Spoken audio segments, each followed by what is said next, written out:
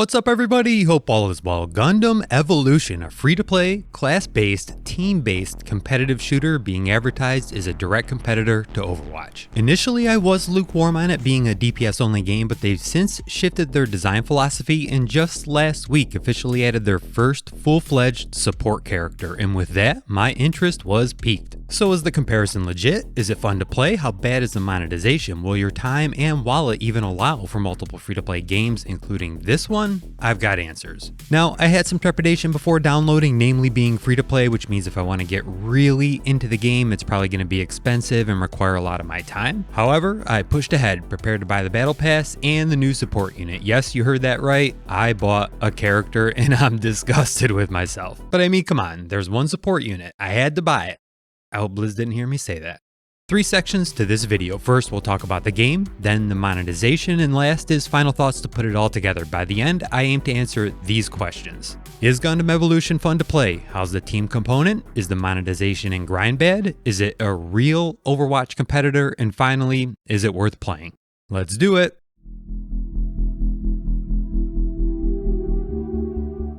Let's talk about the game. Now, it's early. I'm maybe 15-ish hours in and everyone's still figuring it out. There are also some massive balance issues that may or may not be fixed, so talking to things like hero or meta dominance isn't really possible at this point. But let's cover the basics and then we'll get into how it actually feels to play. First, the obvious. It's a class-based, team-based 6v6 competitive shooter, so each Gundam, or unit as they're called, has a unique theme and unique skills that complement each other to form team comps. We get 17 units at launch, 12 of which are in the base game and 5 can only be purchased. Now, Gundam Evolution doesn't have hard roles like DPS, tank, and support. Rather, everything's considered DPS, Unicorn Gundam aside, but some units have abilities that make them more tank or support like. The important takeaway here is that while you've got several archetypes to choose from, they aren't harshly defined by those archetypes. For the most part, everything is DPS heavy, and just because some heroes might have a tank-like or support-like ability doesn't necessarily mean they're gimped as DPS. I'm not going to go through each unit, but here's a few examples. The aptly named Unicorn Gundam is the one and only pure support, and it's a beast. You carry a laser Gatling gun, primary fire short range, alt fire long range. You can give armor to allies, repair allies, and you have a shield ability that seeks enemies, blocks shots, and explodes on impact.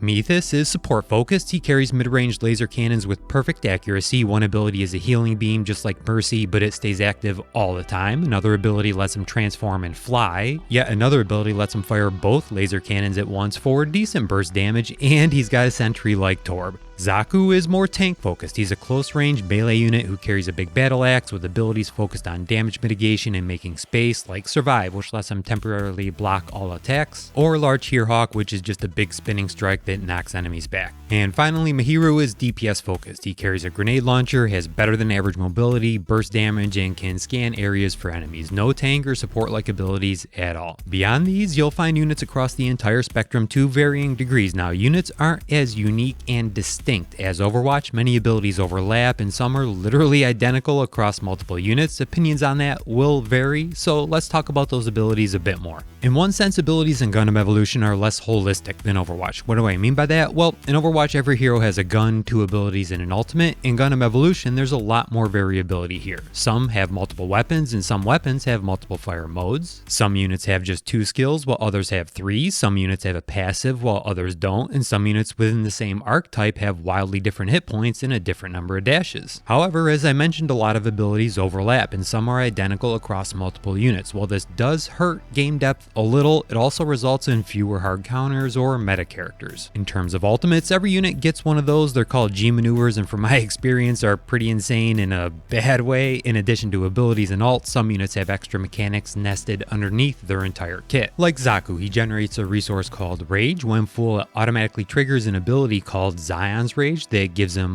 more attack power and a huge armor buff. So while abilities will feel somewhat generically familiar, Gundam Evolution has subtly altered and combined them in unique ways that does make them feel different to play.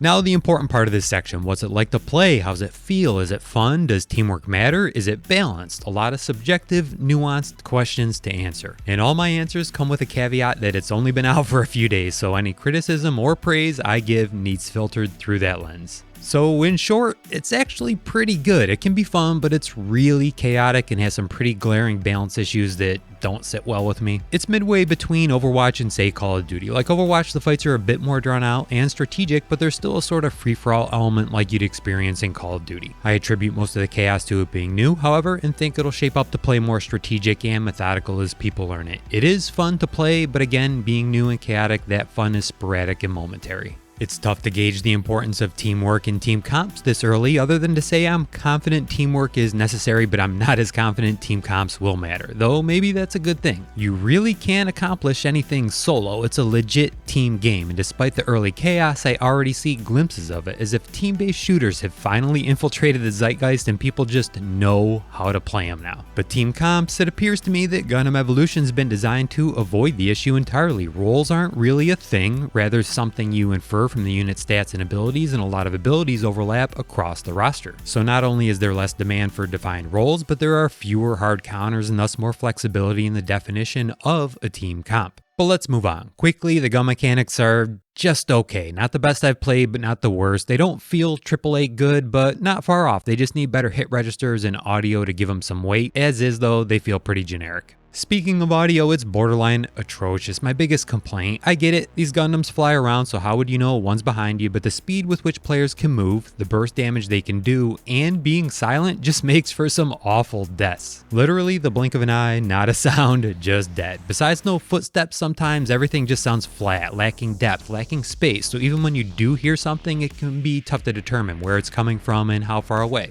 Another thing I'm not a fan of isn't necessarily the art design, rather the color palette. The world's just drab and monotone. I understand it's the lore, but a lot of the maps feel the same. I mean, if you've seen one metal wall, you've seen them all, right?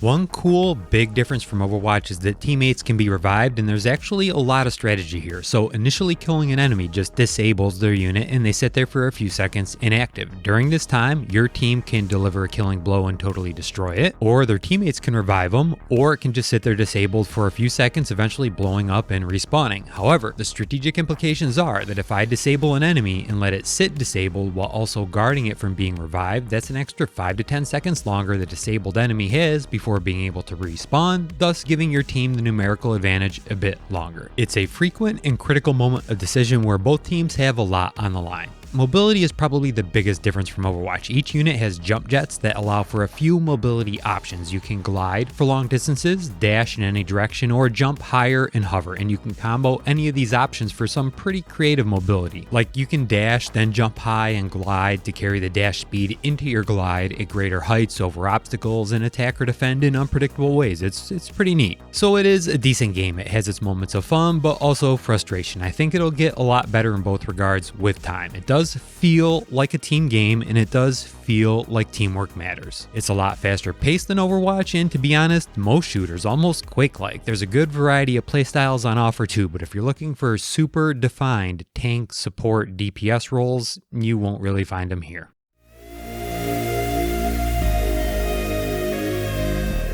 So the gameplay is solid, we know that, but I think the monetization is gonna hurt the game. First, the big one. Characters are locked behind a paywall, and it's about a third of the roster, and you can already see the units you have to buy are the best ones. This will create situations where one team just flat out has an advantage. I've seen it myself playing the one and only support unit that's also a paid hero and a total beast. Did I say that already? When the other team doesn't have it, we steamroll. This problem will only grow as the roster grows, metas form, and hard counters are identified. It's really unfortunate. On one hand, like Overwatch, I understand characters are the selling point for games like this. On the other hand, it doesn't bode well for competitive integrity now, and especially long term. I mean, a case can be made that locking characters behind a paywall is straight up pay to win. But moving on, there's also a battle pass. There's 3 tiers: the free track, the paid premium track, and an even more expensive and rewarding premium plus track. Rewards are purely cosmetic, unit and weapon skins, as well as ornaments. In addition to those, the premium passes allow you to skip the level 20 requirement for competitive mode, so nice little pay to smurf option there. I don't know why they added that. Beyond the cost, which we'll discuss shortly, my concern is the grind. It took me more than 2 hours of gameplay to go up a single level in the battle pass, even with completing some daily challenges, and the battle pass has 100 levels, so it looks like it's going to be a real bad grind. Now, actual pricing.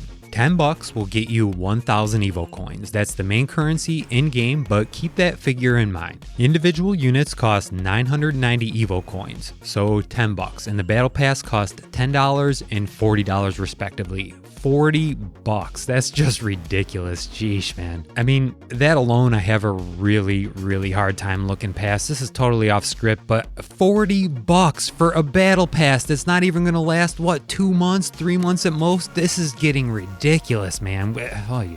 Anyways, you can also purchase cosmetics. I don't even want to do the rest of this now. You know, you can get cosmetics. We don't know how long seasons will be or if they'll roll over like Halo. It's too early to tell if you can get coins by playing or how many, but I'm guessing it won't be enough to buy the next battle pass. And of course, you can purchase level ups. Sheesh. So, you know, there's a lot more to the monetization, like pods, which are basically Call of Duty supply drops, but that's the gist of it. You're looking at $65 right here and now to fully unlock the game for just the first season, $90 if you want the best battle pass. That's a crazy amount of money for a free-to-play game every few months, and made worse by the time commitment needed to unlock it all. How all this is going to play out long-term remains to be seen, but it is not looking good.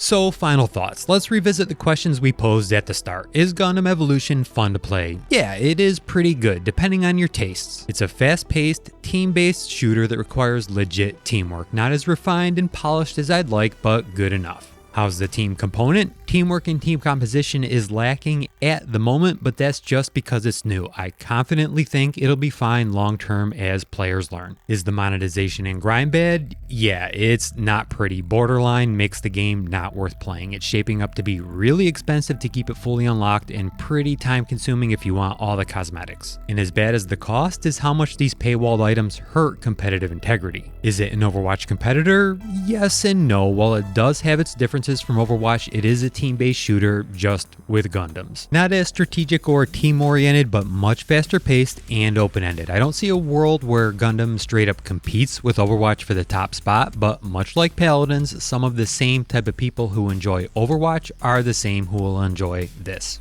And finally, is it worth playing? This one's tough to answer, it's complicated. I'm inclined to say a flat out no because of the monetization, but if you're looking for a new team-based shooter, 100% check it out. If you're okay with the monetization and grind and you're okay with some competitive integrity issues, then yeah, 100% check it out. If, however, you don't like free-to-play, grind, pay to win, or want really defined roles like Overwatch, then it is definitely not for you. Bottom line for me personally, I'll keep it installed and play on occasion, but totally free to play and 100% casual. And I'll do that knowing full well that as time goes on, the challenges I'll face in getting a fair match will get worse. The pay to win aspects really put me off. And therein lies the crux of the issue for all of these free to play games. We've reached a point where developers make free to play games so expensive and so time consuming, the average person doesn't have the money or time to play more than one seriously. Now, I'm an adult. I could afford the few hundred a year to play this, but I'm also a reasonable critical thinker, and to me it just feels like a waste, almost predatory. Rather, my problem is more so the time requirement. I have a life like most of you and room for just one free-to-play game in it. That goes to Overwatch for the foreseeable future. So it's unfortunate. Here's a good game, worth playing, but these artificial barriers to actually enjoying it in full leaves players with an ultimatum. You only have room in your life for one of these free-to-play grindy games. Which you choose is up to you, but you can't experience them all. And in a sad twist of fate, team-based games require a significant time investment to learn and enjoy at their highest level. Absent that time commitment, a player will typically fail to grasp its concepts and magic, leaving the experience as a whole lacking and ultimately less likely to return in the future. That's not to mention the obscene price tag to buy everything you missed while absent purely in pursuit of a fair game. I mean, I don't know. If I could predict where I'll be with Gundam Evolution in a year, that's probably it. Still interested in playing, but so far behind the curve from being absent here and there that I just can't be bothered.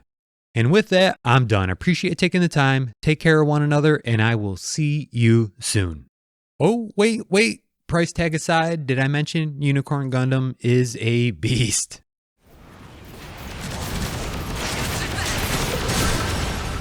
We'll fight them together.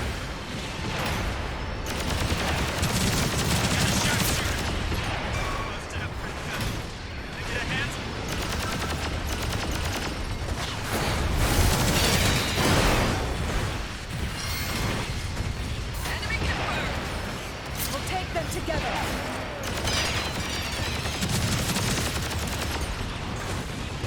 Repairing allied units.